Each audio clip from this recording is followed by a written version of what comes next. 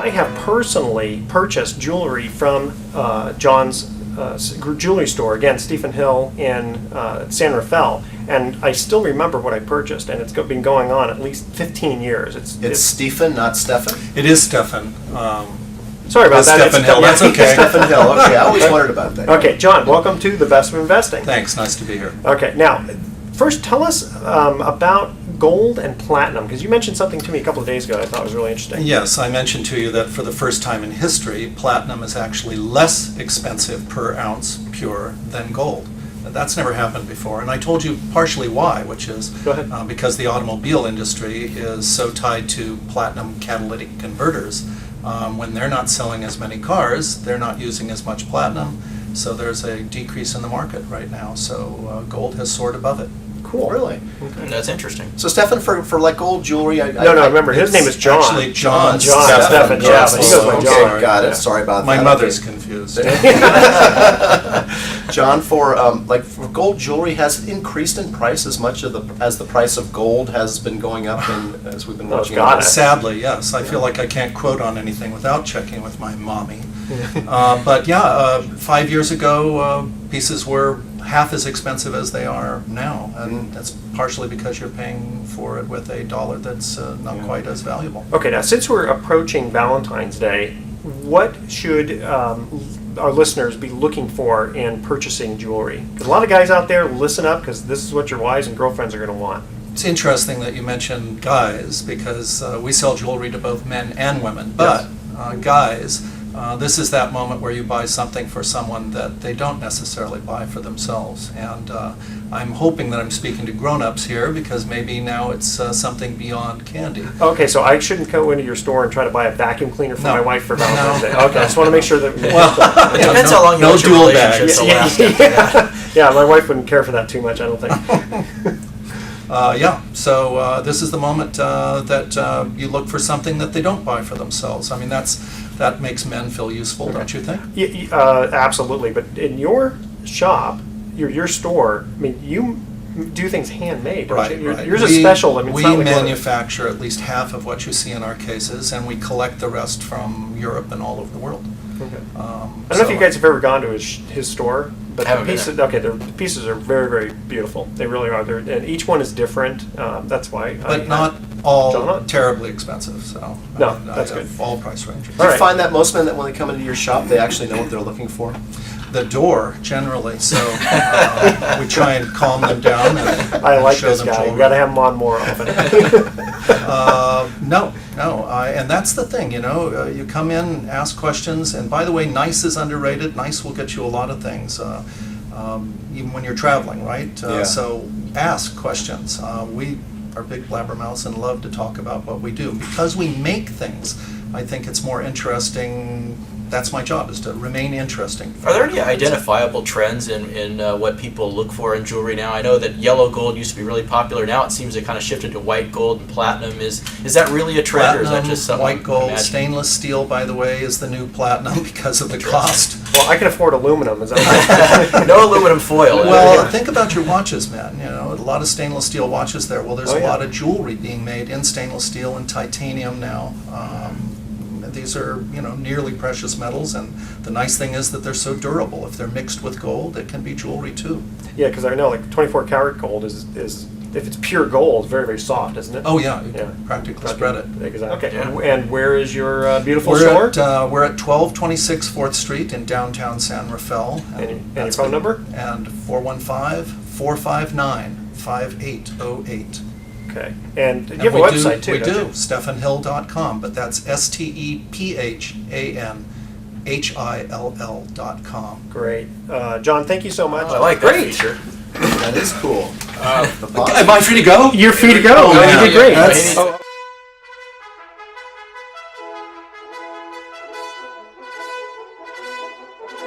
You guys ready? Yeah. Okay. You ready? Ready? Okay, here we go. Welcome. You're listening to the Best of Investing on News Talk 910, sponsored by Pacific Trade Exchange, your best in trade. This is the show where we present valuable information about real estate, the financial markets, and other economic business of the day. For those of you listening for the first time, here's our format. A few guys sitting around a bar having drinks without the drinks, talking business with you, the audience, listening in. I'm your host, Edward Brown, and I'm honored to have as my co-host Mark Hanf of Pacific Private Money, California's fastest growing private lender, and Brian Burke of Praxis Capital. Our phone number is 888-912-1190. Write that number down, 888-912-1190, because you're going to use that number to answer the trivia questions for 3 vacations given away during each commercial break. That's right, we're giving away 9 vacations during this show. The vacations are sponsored by Lighthouse Resort and Marina, which is located 1 hour northeast of San Francisco, and the vacations are free. Their only request, a $75 cleaning fee to cover housekeeping expenses. Their website is lighthouse4fun.com. You can reach them at 916-777-5511. Ready for this? Today's trivia theme is famous voices from the movies. We've received requests for more Edward Brown voiceovers. Don't you love it? Oh, sure. You know, it's gonna Obviously, they haven't heard him before. Yeah, thank you very much. Our website is bestofinvesting.com. Check us out on Facebook and YouTube by typing Best of Investing Radio Show. And we are also on television, Comcast Channel 26 on Saturdays at noon and Sundays at 6 p.m. Don't forget to record our show on the website called dar.fm. Quick reminder again, World Wraps in Corte Madera and Santa Clara is still giving our listeners a free smoothie with purchase of a wrapper bowl if you mention the Best of Investing. Now, today's special guest is Mitchell Brooks, and Mitchell Brooks is a managing partner for Resolute Security Group. He's had 27 years of corporate security management and law enforcement experience, and has been a global leader in providing security services to a host of Fortune 100 companies. During his tenure in law enforcement, he served as a detective, canine officer, and field training officer, and is recognized as an expert in specialized training in the areas of narcotics, investigations, and woof woof canine procedures. Mitchell, welcome to the Best of Investing. Thank you. All right.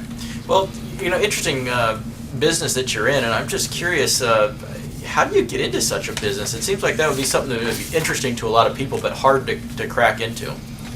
No, it's not necessarily hard to crack into. You just have to have a desire to be in security. Law enforcement helps. A lot of people that are in the private security realm are from the law enforcement background types. But we do have a lot of people in our field now that are actually just private citizens, and there's actually classes now at different colleges for security management. So they are learning about security, and there's a lot of different avenues in the security industry. I mean, you've got the physical security, you've got IT security technology, Right. And there's field work, there's behind a desk work, investigations. There's a lot of different areas that security really the tentacles seep into. So it's not this typical situation that you would think of where a guy tries to become a police officer and can't, so that he goes into security. Well, that happens too. Okay. Some people just for whatever reasons can't make it in law enforcement, which we all know here that law enforcement is a very stressful occupation. Stuff to get into. Yeah, I was very fortunate enough to make it. My 2 sons now are in law enforcement also, so it's one of those arenas where not everybody's cut out to be that. But in the private security arena, it's tough also at times, especially being an owner of a security company. But it's a lot of enjoyment in helping businesses and individuals protecting their assets. To go from law enforcement to security is a natural transition, but to go from law enforcement to business owner is a bit of a different transition, isn't it? Yeah, it is, but there's a lot of things that are very similar.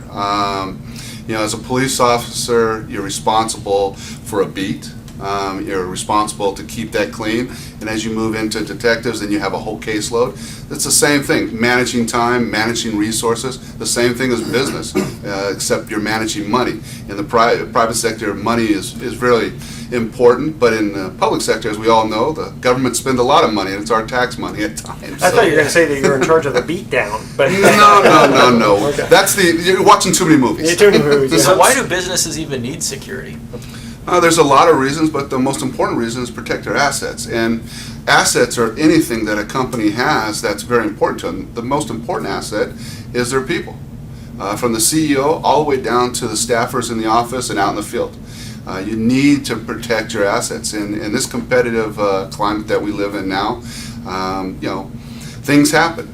There's a lot of things that can potentially happen to a business and their assets. A very simple one, workplace violence. huge issue in our society Especially now. at the post office. Post office. We just recently had a workplace violence incident in the Bay Area at the school over in Oakland. And, there's a lot of things that can be done to prevent that, and, measures that can be put in place. Training to start off with. Security, that's part of the security realm, is training. The signs, So we're not talking mall cop here, we're talking bodyguard, right? we like to use an industry term, executive protection agent. Got it. Okay, more professional sounding. It's just not a bodyguard. A bodyguard, when you hear the word bodyguard, most people think of a bouncer, a big, Oh, yeah. burly person. I'm thinking Well, Kevin you're- Costner and Whitney Houston. He wasn't a big guy, but actually, Mitchell, you are a big guy. Yeah, well, yeah, and you know what? That movie really portrays very well at times the role of a bodyguard or executive protection agent. Most people, when they think of somebody who is actually protecting somebody else, they think of the biggest guy in the room who can lift the whole building up, and that's not necessarily the case. You want somebody who can actually blend into an environment and really is there but isn't there. Well, to diffuse the situation, mostly. I mean, Have some verbal judo. verbal shooting. Okay. I can give you another example that most people can relate to, because when you start to talk about executive protection, think about the movie just a few years ago, Taken. Oh, Remember that I movie? love that movie. You remember Yeah. the beginning of the Liam movie? Neeson. Yeah, Yes. Liam Neeson, yeah. You remember at the beginning of the scenes when he's protecting the singer? Yes. Right. Yeah. And what happened? He wasn't a big guy, was he? No. He was just an average individual, but he has that highly skilled training sets that help him maneuver through that area. But he also had a law enforcement background. He was a federal covert op, basically. So on executive protection, are we talking mostly celebrities or just other high-ranking corporate executive types?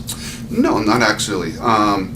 I learned a lot when I was in the police department. I went to a few schools as far as dignitary protection put on by the Department of Justice. Dignitary like that. Yeah, but it's just not, protection's not for just your CEO or a VIP person.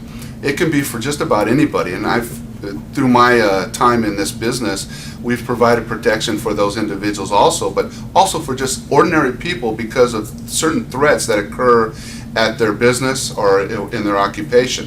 I can give you one instance several years back where we had a shooting with one of our particular clients back east. And at that time, they didn't know who the shooter was, but they thought he was, or she, was basically singling out their employees. Well, we put protection, actual officers, with these individuals around the clock, and they were just your ordinary retail clerks. They just didn't know who was the target. So, and that went on for about 3 weeks, and finally the police were able to solve it. But it's just not for CEOs. The reason that protection is for CEOs, it's critical that those folks are never embarrassed.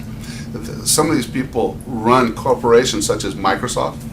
If Bill Gates, something happened to him, just think what that would do possibly to the stock price. Well, that's, it's funny. I thought about that where you have protection for ex-presidents, and I'm thinking, Carter and Clinton, and I'm thinking, who cares? Why does the Secret Service have to? Why do we have to pay for that? But then I realized, if let's say Clinton gets abducted, all the information that he has in his brain.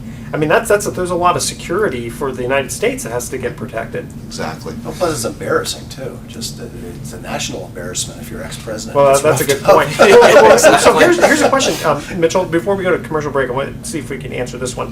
How do you quantify the savings? The risk reward. Like, how much does it cost, and how does a company figure out if it's worth it? Well, the cost, is in the private sector is a main driving factor of security. And when we sit down with a client, we like to sit in a setting just like this, just not without the microphones, and discuss exactly what they want. You can get the Cadillac coverage, or you can get what we refer to as the Yugo coverage. Oh, wait, hold It's- on. Does that mean that we'll protect you if so you don't get killed, but we won't protect you if you get hurt?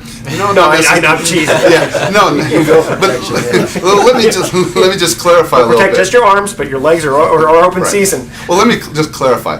There's different programs you can put in place. And when I sit down with a client and we're talking about their security needs and what exactly they're looking for, we can layer the security approach. We can do things that aren't as costly. When you look at the cost, security is not a profit center. It takes money off of the profits to provide that security. Sure. But in the long run, when you start to look at security, just think of loss prevention agents. They stop shrinkage out of retail stores, which saves their customers money down the road. Think of cameras, surveillance cameras in a grocery store. Let's say you have slip and falls, workers' comp. If you can show that something didn't occur, that camera just saved you money. There's a lot of different access control systems to keep people out of buildings. So there's a lot of Okay, avenues. we're going to continue this more with Mitchell Brooks, who's quite the awesome expert in security here. We're going to go to our first commercial break, and here's our first trivia question. Again, we are talking about, what are we talking about here? We're talking about trivia. The trivia theme is famous voices from the movies. Ready? In the movie 2001, A Space Odyssey, what was the name of the computer that would say, Dave, just what do you think you're doing, Dave? The first 3 callers with the correct answer win a free 3-day, 2-night stay at the Lighthouse Resort. Their website is lighthouse4fun.com. Call 888-912-1190. That's 888-912-1190 to answer this question. In the movie 2001, A Space Odyssey, what was the name of the computer that would say, Dave, just what do you think you're doing, Dave? 888-912-1190. Make sure to include your name, your email address, and speak slowly and spell out each part of your email address for us. And later on, we're going to announce the special winner of the trivia contest, and we will be right back. Dave, just what do you think you're doing, Dave? Excellent. Cool. Having fun so far?